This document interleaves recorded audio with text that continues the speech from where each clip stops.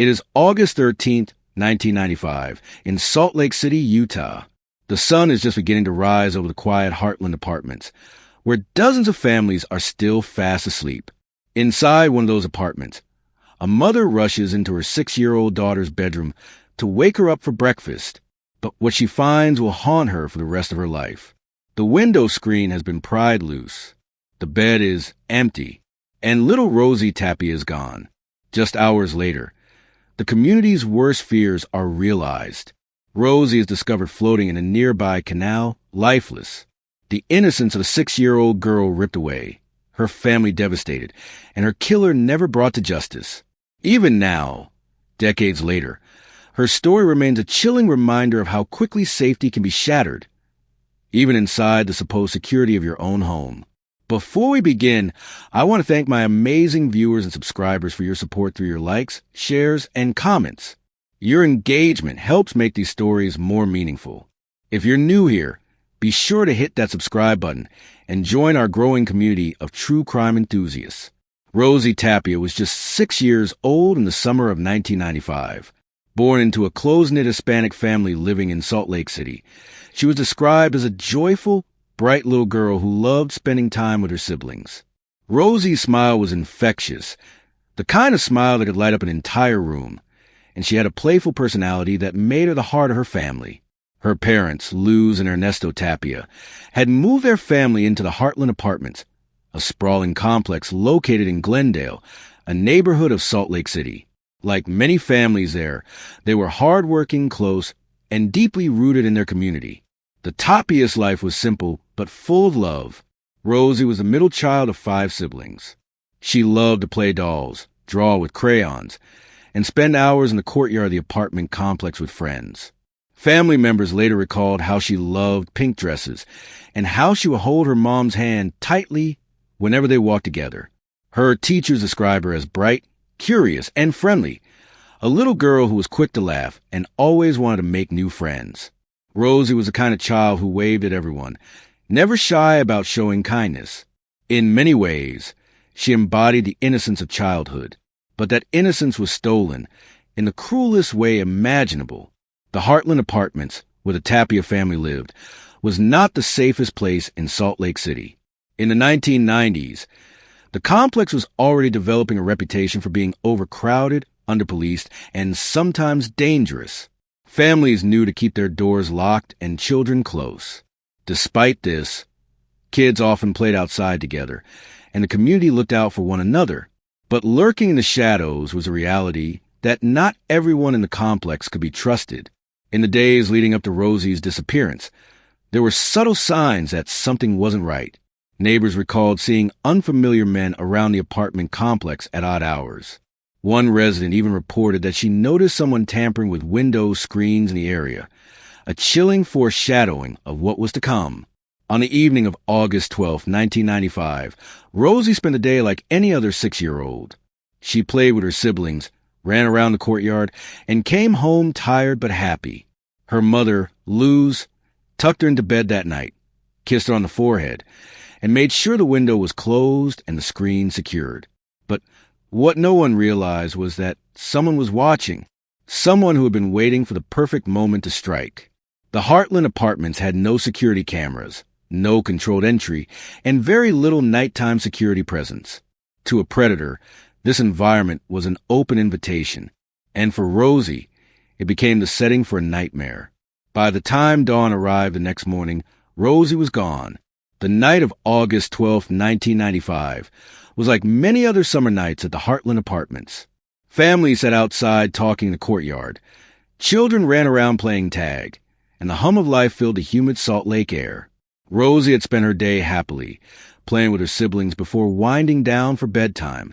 Her mother, Luz, recalled later how peaceful Rosie seemed as she drifted off to sleep. There was no indication that this night would become the family's worst nightmare. But lurking outside the Tapia's small apartment was someone who had planned something horrific. The next morning, when Luz walked into Rosie's room, everything changed. The small bed was empty. The pillow still held the indentation of Rosie's head. The window screen had been removed, left leaning against the wall. Panic surged through her mother as she screamed for her husband and other children. Rosie was gone. It was August 13th, 1995. The morning sun was rising, and the Tapia home erupted into chaos. Luz and Ernesto frantically searched the apartment, then the surrounding courtyard, calling out Rosie's name. Neighbors joined in, combing to the complex, hoping to find her hiding or perhaps still asleep somewhere unusual. But Rosie was not hiding. She had not wandered off. Something far more sinister had happened. At 7 a.m., Luz called 911 to report her daughter missing. Within minutes, Salt Lake City police arrived at the Hartland Apartments. Officers quickly saw the signs of forced entry. The removed window screen, the child's small bed left empty, and knew immediately that this was not a case of a runaway child. Detectives cordoned off the apartment and began their investigation. Residents were questioned, door-to-door checks were conducted, and officers spread into the neighborhood. But less than 6 hours later, the search ended in tragedy. At around 2 p.m., a jogger passing near the Jordan River Canal spotted something floating in the water. At first, they thought it might be a doll, but as they approached, the horrifying reality set in. It was the body of a child. The police were called immediately, and soon officers confirmed the unthinkable. The body was that of 6-year-old Rosie Tapia. She was pulled from the water, still wearing her pajamas, a haunting reminder that she had been taken from her bed in the middle of the night. The official autopsy would later reveal that Rosie had been sexually assaulted and drowned. For her family, the news was crushing. Luz collapsed in grief. Ernesto wept openly, holding his other children close as they realized their sister would never come home again. Rosie's siblings, too young to fully understand, kept asking why their sister wasn't coming back. It was a moment of devastation that would leave permanent scars on everyone who loved her. The murder of Rosie Tapia sent shockwaves through Salt Lake City. The Hartland Apartments, already struggling with crime, suddenly became a symbol of fear and vulnerability. Parents clutched their children tighter. Families began moving out, unwilling to risk their safety in a place where a child could be taken right from her bed. News outlets covered the case extensively. Rosie's picture, her sweet, innocent smile framed by dark hair, appeared on every television screen and newspaper. She became the face of every parent's worst nightmare. The public demanded answers. How could something like this happen in a crowded apartment complex, with dozens of neighbors nearby? How could someone sneak into a child's bedroom, carry her out, and escape unnoticed? And most importantly, who could be capable of such evil? The recovery of Rosie Tapia's small body from the canal in Salt Lake City was not just the most heartbreaking moment of this case. It was also the beginning of one of the most frustrating, perplexing, and enduring mysteries in Utah's criminal history. The Jordan River Canal system ran close to the Hartland Apartments, a sprawling, modest housing complex where Rosie and her family lived. The waterway was both a feature of the neighborhood and a hidden danger. On that morning of August 13th, 1995, as sunlight began to hit the Wasatch Mountains, a jogger and a fisherman made a grim discovery in the water near 1700 South and 1200 West. At first, they thought it might be a doll caught in the current, but as they approached, the horrifying truth emerged. It was the lifeless body of a child. Police were called immediately. Within minutes, officers converged on the canal bank. Word spread quickly, and the Tapia family, already frantic with fear after discovering Rosie missing from her bed, were about to hear the worst possible news. 6-year-old Rosie, wearing only a t-shirt, was pulled from the water. She had been sexually assaulted and then killed, before being discarded in the canal like an object. The scene itself told investigators one thing very clearly. Whoever had done this was not only capable of murder, but had crossed an irreversible line of cruelty. And perhaps most chilling of all, the killer had taken Rosie straight from her bedroom in the middle of the night, right under her family's roof. Back at the Hartland Apartments, police carefully examined Rosie's bedroom. Her small bed, covered in cartoon-themed sheets, showed signs of disturbance. The window screen had been removed, an ominous detail that suggested her abductor had entered silently while the family slept. The proximity of Rosie's room to the ground floor window made it all too easy for someone to target her. Residents of the complex later said that safety was a constant concern, doors often broken, lights that didn't work, and security that was minimal. Detectives documented the scene carefully. Yet, frustratingly, no clear fingerprints, footprints, or foreign hairs were recovered. In 1995, DNA technology was still in its early stages. What might have been preserved today often wasn't in those years, simply because forensic science hadn't yet advanced to its current capabilities. Rosie's disappearance and murder had unfolded in less than 12 hours.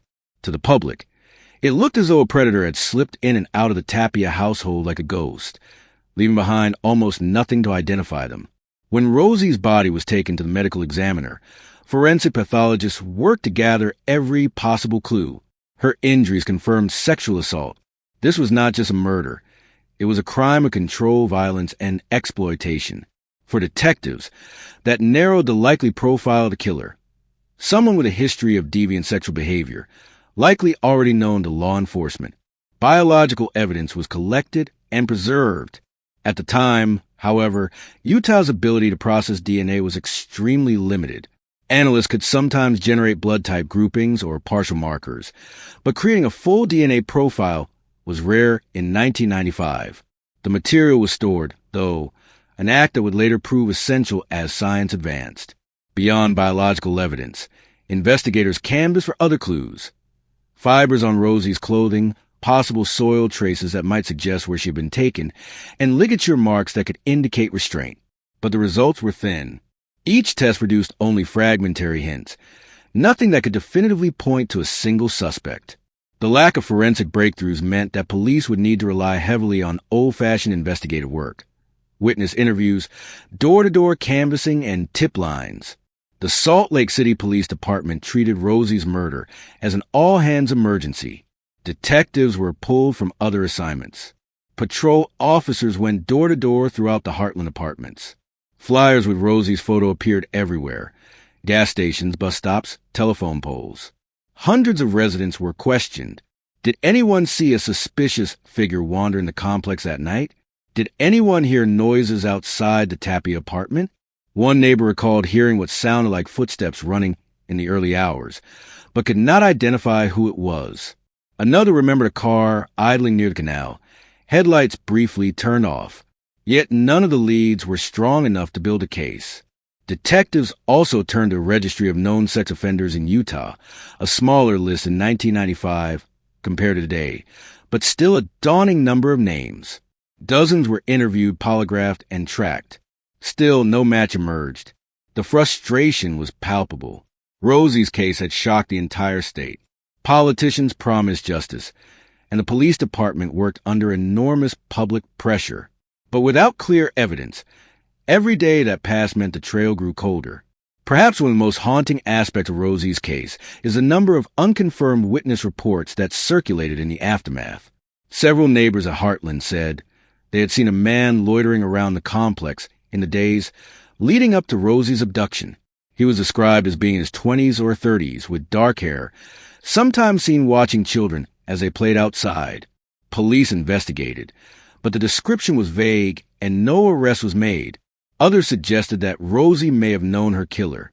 This theory pointed to someone familiar with the Tapia family, possibly a neighbor or acquaintance, who could have gained her trust. And then there were darker rumors, whispers of organized crime, or even human trafficking, theories that spread to the community in the absence of solid answers. For Rosie's family, these rumors only added to their pain. For the Tapia family, the days after Rosie's death were unbearable. Her mother, Luz, appeared at vigils clutching photos of her daughter, often breaking down in tears. "She was our angel," she told reporters. "She didn't deserve this." Rosie's siblings struggled to understand why their sister wasn't coming home. The innocence of their lives had been shattered overnight. The wider community rallied. Candlelight vigils drew hundreds of people. Strangers donated food and money to the Tapias. Churches across Salt Lake City offered prayers. But with each passing week and no arrest, frustration grew. Why, many asked, could a child be taken from her own bed, murdered, and discarded in the canal, and yet no one be held accountable? Several factors made Rosie's case extraordinarily difficult. The lack of witnesses. Despite being a crowded apartment complex, no one saw the abductor enter or leave. Minimal forensic evidence. DNA science was too limited in 1995 to generate a strong profile. The randomness of the crime.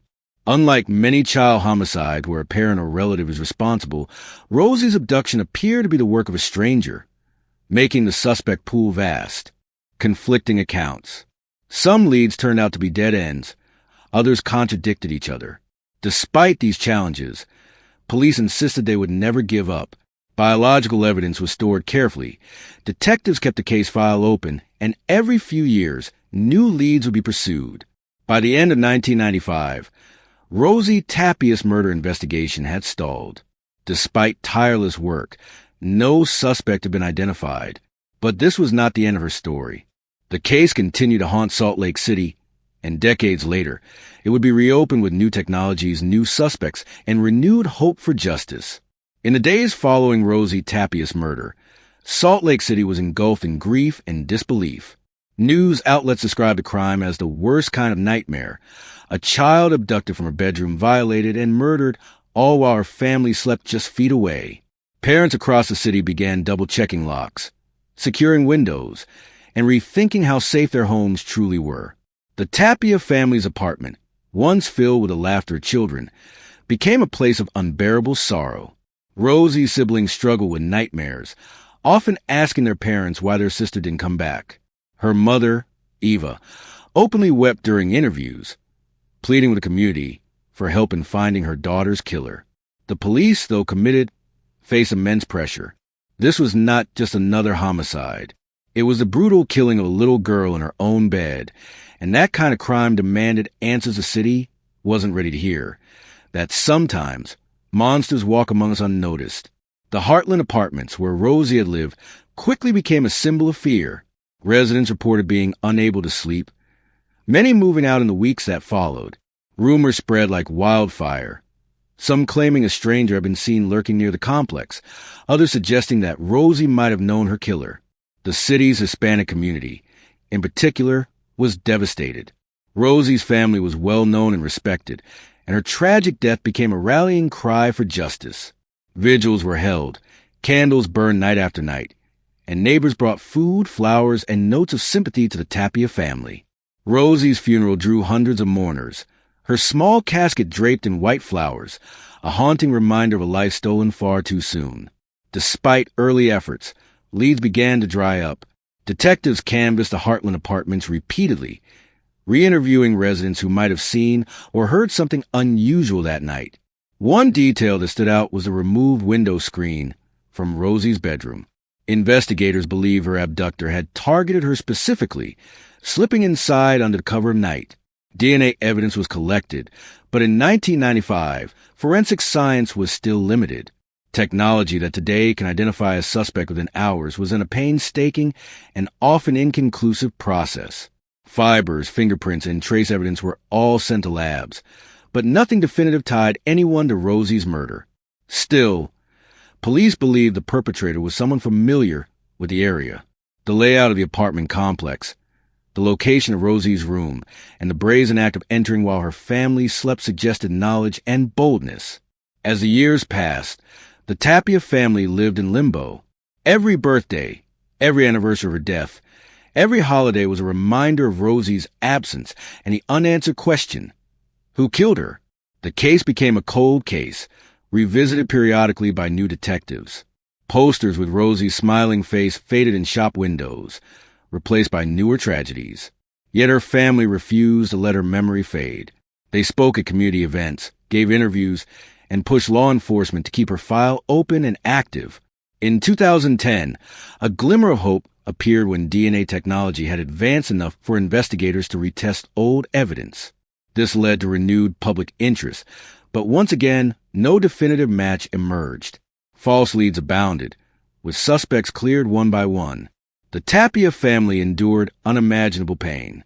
Eva Tapia, Rosie's mother, became a quiet but determined advocate for her daughter. She often described Rosie as a sweet girl with a smile that lit up the room. Her words were a reminder that Rosie wasn't just a victim. She was a daughter, a sister, and a child with dreams that would never be realized. Her siblings grew up under the shadow of tragedy. Some developed anxiety. Others carried guilt, believing they should have heard something that night. The wound was not just personal, it was generational. Rosie's absence shaped the Tapia family forever. In 2015, on the 20th anniversary of Rosie's murder, Salt Lake City police held a press conference. They appealed once again to the public, urging anyone with information to come forward. Detectives admitted that they believed someone out there knew the truth, perhaps a neighbor, a friend, or even a family member of the killer who had remained silent all these years. The renewed media coverage sparked public outrage once again. How could a child's killer remain free for 2 decades? For the Tapia family, it was both a painful reopening of wounds and a reminder that justice was still possible. Cold cases like Rosie's are notoriously difficult. Witnesses' memories fade, evidence degrades, and suspects die or move away. But advances in forensic technology, particularly DNA databases, continue to give families hope. Detectives remain convinced that Rosie's killer can still be identified, especially if new evidence or confession comes to light. For the Tapia family, however, every year that passes without resolution is another year of torment. They've described the process as living in 2 worlds, one where they try to move forward with life, and another where they remain stuck in 1995, replaying that night over and over. Despite the tragedy, Rosie's story has left an indelible mark. Her case has been featured in crime documentaries, podcasts, and news specials, ensuring that her name is not forgotten.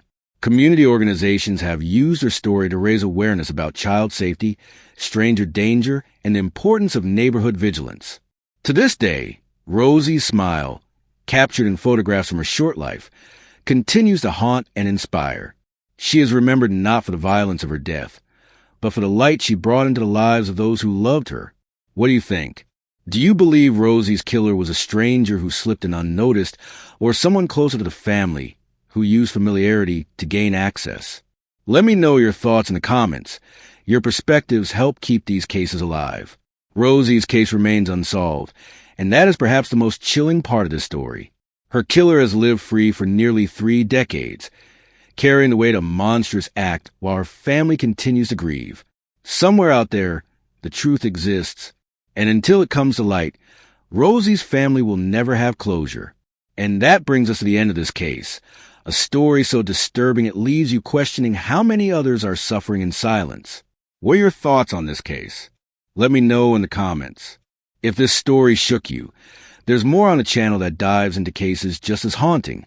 Don't forget to subscribe, hit that like button, and share this video. It helps keep these stories from being forgotten. Thanks for watching, and I'll see you in the next one.